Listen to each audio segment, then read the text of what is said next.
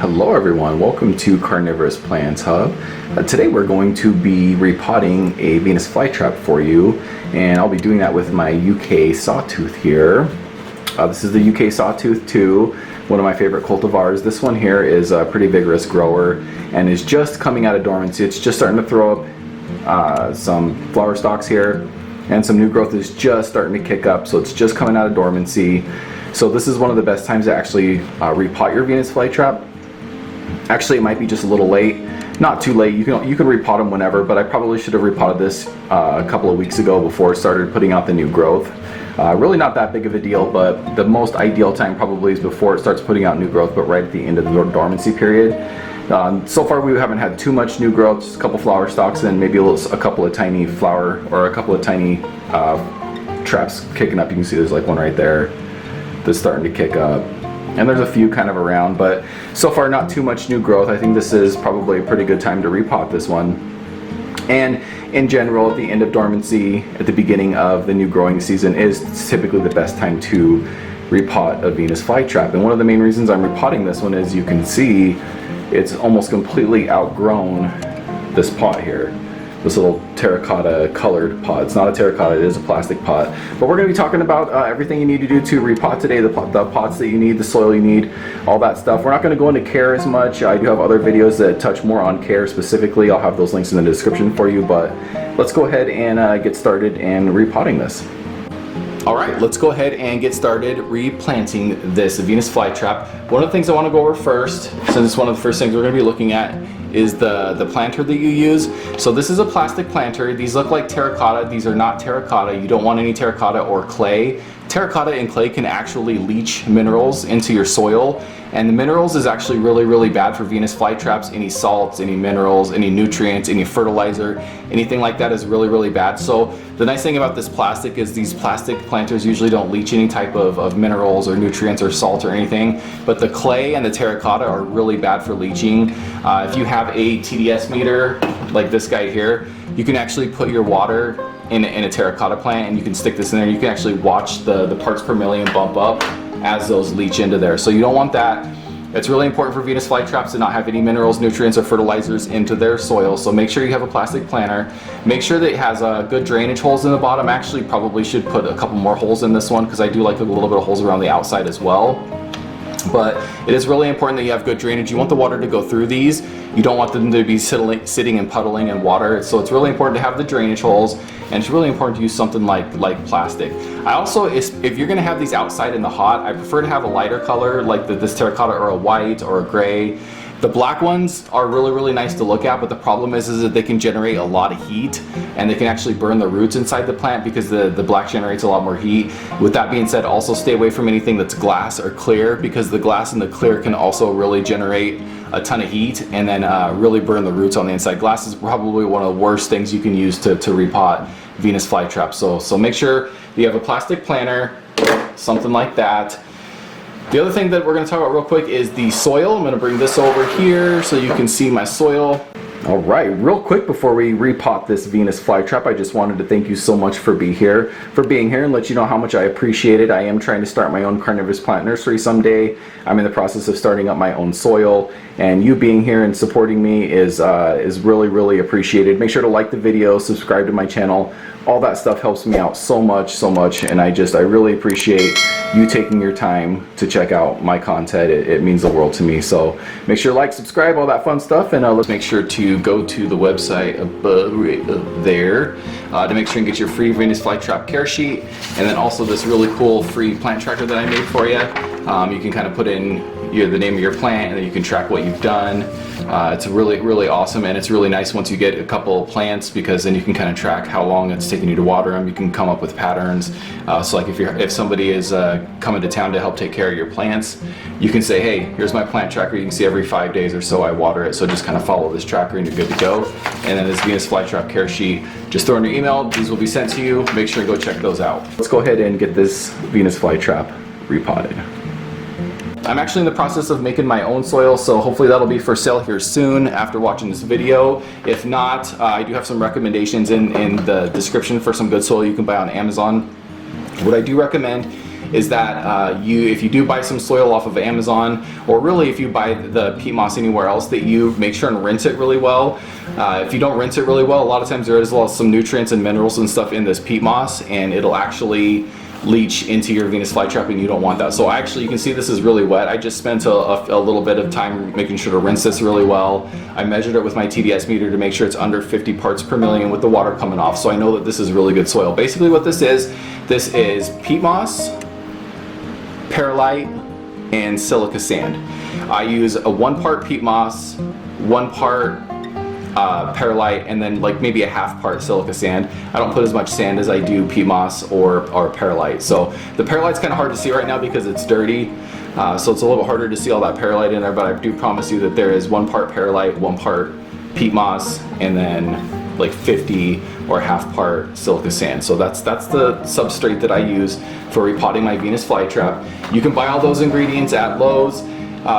Worst case scenario, if you can't get your hands on the silica sand, at least go for the peat moss and the perlite. With the peat moss, what you want to look for is make sure you're looking for 100% pure sphagnum moss. Stay away from anything that's Miracle-Gro, because Miracle-Gro does add fertilizers that will hurt your Venus flytrap. So make sure to look at the directions on the back, read the ingredients, and make sure it says 100% pure sphagnum moss. All right, so there's the planter, there's my soil. Again, if you're looking for a lot more Venus flytrap care tips, I do have a video in the description if you want to go check that out. I have some really cool videos that show you all kinds of different Venus flytrap care tips and goes over this stuff in depth. I also have a video that talks about these flower stalks, whether you should cut them or not. So if you want to know whether or not to cut a flower stalk, I got that video too. But let's go ahead and start pulling this Venus flytrap out. So one of the first things you want to do is you want to kind of squeeze the pot here, just to loosen it up. Now this was potted in a sphagnum moss, like a long fiber sphagnum moss, and that's okay. That's something you can also plant these in. I personally don't plant them in sphagnum moss, but this one is planted in sphagnum moss and it's done really well. Both substrates actually are really solid for Venus flytraps, so it's kind of more whatever you prefer, but I'm just kind of showing you what I'm using today. So let's go ahead and pull this off here. All right. Real quick, I snagged a bowl from the kitchen. This here, the reason I have this full of distilled water right here is I'm actually going to use this to rinse off this Venus flytrap to get the roots off easier. And I just went and snuck a bowl real quick from the kitchen. I won't tell my wife because she doesn't really like it when I use kitchen stuff, but I wanted just something to be able to go ahead and put this old substrate in here while I was tearing it off. So you can see there is the mix that they used. And this is from flytrapstore.com. They sell some really beautiful plants. I actually just put in an order for some new ones, so make sure to subscribe to the channel so you guys can get notified when I do my unboxing here in probably just a couple of days. But so let's go ahead and rip this off here. They use pure sphagnum moss here, and the sphagnum moss is actually a really nice substrate. I personally don't like it as much as peat moss, but to each their own. And you just kind of be very gentle.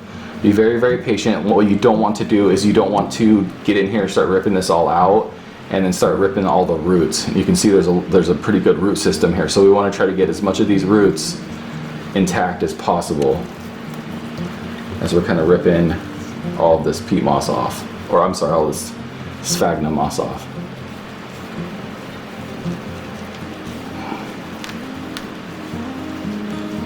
So I'm gonna go ahead, this is pretty packed. So this is why I have this thing of water. So I'm gonna go ahead and move this aside real quick. We're gonna bring this forward. And we're gonna let this soak in here for just a few minutes. So let's go ahead and pull it out just so you can see. See it already, even with just that quick soak, it's already coming off a lot easier. But let's go ahead. I'm actually gonna leave that in there for a few minutes, because what'll happen is that'll soak and that'll kind of loosen all that up. So we'll be back in just a sec. All right, while we're waiting for that to kind of soak so that I can get those roots cleared up, this here, I just wanted to take a second and show you kind of how I prepare the planter that I'm going to put the new Venus flytraps in. I'm going to separate this one. I wasn't going to at first, but I decided I'm going to because there is a lot of rhizomes there. So I'm going to actually separate them, and I'm not sure how big they're going to be yet, but I know I'm going to have at least one, probably the right size, to go into this pot. So I might kind of mix and match the pots here a little bit, but so what you want to do is you want to get your soil. Actually, first thing you want to do before anything else is you want to take a paper towel and you want to line the bottom of your pot. This is actually a tip that I learned from Matt Miller over at flytrapstore.com. So props to him, and a nice little shout out there for him, because they have some awesome information over on their channel too. So if you want to go check that out, I definitely recommend it. So there we go. So I lined the bottom with the paper towel, and basically what that'll do is that'll make sure that there isn't any gap in between the bottom and the pea moss mix that goes in here. And this the paper towel will also make sure that nothing comes out the bottom of the holes, and the holes don't get plugged up. If the holes get plugged up, sometimes they can't bring water in if it gets plugged up with sand or the perlite, because the pea moss is what wicks up the sand. So this paper towel will continue to wick up the water and make sure that the plant continues to get water long term, and that way there's no gaps or anything that can be caused. So what we're gonna do is we're gonna go ahead and get the soil. All right, I filled it up about halfway. And what you want to do with this bottom part is you want to pack this down pretty good with this bottom part. You don't pack the whole pot like this, but this bottom part you do want to get nice and packed to make sure that that stays in contact with that paper towel at the bottom, so that this will continue to wick up the water into the planter for a long time. So that way you can keep this mixture in here for a year or two without really worrying about it. So we got that nice and packed down. Now the next half that we fill up here, you don't want to pack it down that tight. There, so you can see I put it in here, and I did pack it down a little bit, but not a lot, just enough to get that firm in there, so that when you create your hole in the middle here, which we'll do once we actually get to the point of repotting this, you'll be able to see that it creates a hole and it's nice and firm. But yeah, that's kind of what you want to do. Make sure that the bottom half is kind of compact and tight, and then make sure this top part is compact, but not nearly as compact as the bottom part. Just a little bit of pressure there will get this to kind of stay tight, and that'll also make sure there's not a lot of holes and stuff in here, so that when you put the water in, it doesn't all sink to the bottom, and you need to actually add more substrate after you pour the water in. So all right, so this was soaking for a while, and I decided to go ahead and take some time and kind of get these roots free. So there you go, you can see there we go. Okay, so now the roots are in focus for you, so you can kind of see. It took me a lot of time to tease these loose from that sphagnum moss, because they were really kind of tangled up in there. But you can see there's still a little bit of sphagnum moss up in there, so it's kind of hard to get that all out. What I'm going to do is I'm going to start separating these, but you can see how nice those roots are, nice and long. And that's why you kind of need a little bit of a deeper pot sometimes, because these roots really like to grow down. So let's go ahead and start kind of breaking these apart here. Oh look, that's kind of cool. You can see there's a flower starting right there. Oops. You can see there's the beginnings of a flower right there starting to pop up. That's kind of neat seeing that with everything off here. It's kind of cool. There's the rhizome. So we're going to start breaking this apart and see how many plants that we end up with here. And so you can see how that kind of breaks apart right there, like that. And the roots will separate with it, and there you go. There's a nice one right there, and actually there's a couple there, but I'm going to keep this one probably as one big one. This little guy came loose, so we'll need to find a place for that. Look at, there's a nice little one right there.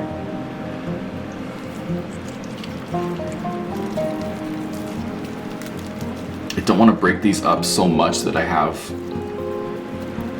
10 or 15 plants here, so I'm going to try to keep some of these together. So there's a nice little clump right there. It's got some, try to keep those ones together.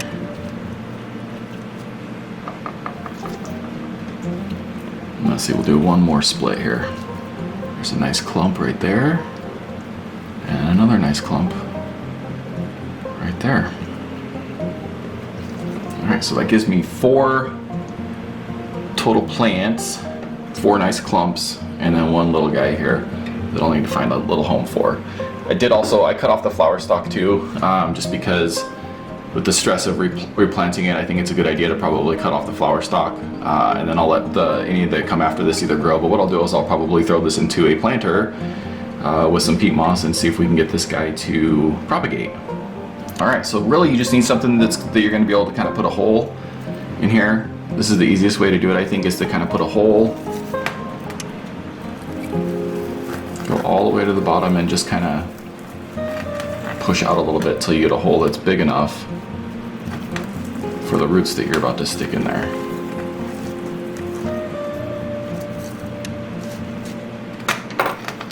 Use your hand, whatever you have at your disposal.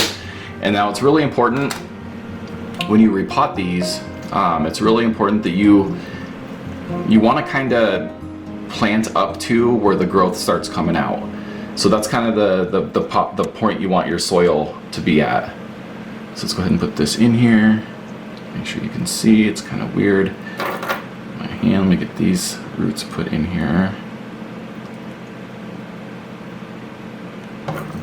And then what I like to do is I kind of like to tease the roots down into the bottom with my pen or whatever, screwdriver or whatever you decide to use. And we're gonna put this down in here and see where that's about where the growth point is right there. You don't want to completely bury the rhizome. You want it sticking out just a hair, and that's so that rhizome has air and it doesn't get the crown rot that you can get if it's constantly sitting down under the soil. There we go. It's not super pretty coming out of dormancy, but it's got a really healthy rhizome and it should take off just fine with some light.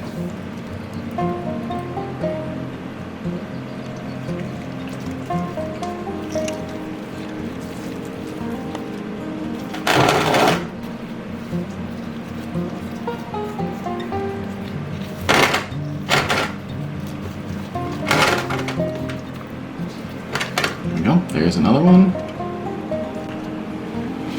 Alright, there they all are. And for one of my final steps, I like to get water out of my zero water pitcher here. I don't know if you can see that very well, but I use this little syringe for kind of some precision watering, and I'll show you that. A little syringe here. Let me see, I'll do it with this hand so you can see it a little better.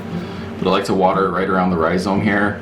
What that does is that'll make sure that the water settles and that that the soil settles and that there will be some contact with the roots, because that's really important. And actually I'm kind of messing up because I haven't put anything underneath that. Grab another syringe here. It also kind of helps clean off the leaves a little bit, which is kind of nice. You can see they get pretty dirty. This kind of helps clean them off a little bit, which is kind of nice. I'm probably going to give that one too because it's a little bit bigger and has more soil.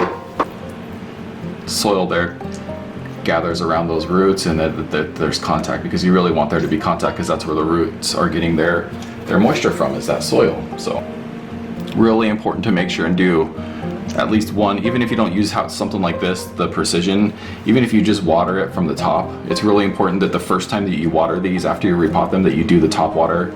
And that again is just to make sure that soil settles. If there's a lot of big gaps in there around the soil and the roots, sometimes the roots won't take very well and the plant will start to do a lot worse before it does well. So it's really important to make sure and give it a good top watering as one of your first waters after you repot it. So there we go. Unfortunately, they're not the prettiest right after dormancy. You can see a lot of these traps here, they're not going to make it. They'll probably turn black and start to die over the next month or so. But the thing is that now that we got these repotted into the new soil, we're going to start giving them a ton of light, and this will get them to start putting out new growth. You can see this one here has another. You can see that there. There's I probably should trim that, but there's a flower stalk coming out right there. It's kind of curly queued up. That's kind of neat. But yeah. So these will start putting out some new growth now that they're repotted. They've got some fresh water, they got fresh substrate, and now instead of one plant, we have 4 new plants. So hopefully these will continue to grow really well, nice, big, and strong, and then they'll continue to kind of divide and yeah. But anyway, thanks so much for being here. I really appreciate it. I really hope that you enjoyed this video and you got something out of it. Make sure to like the video, subscribe to my channel. All that stuff helps me out a ton. And I really hope to catch you guys in my next video. Bye.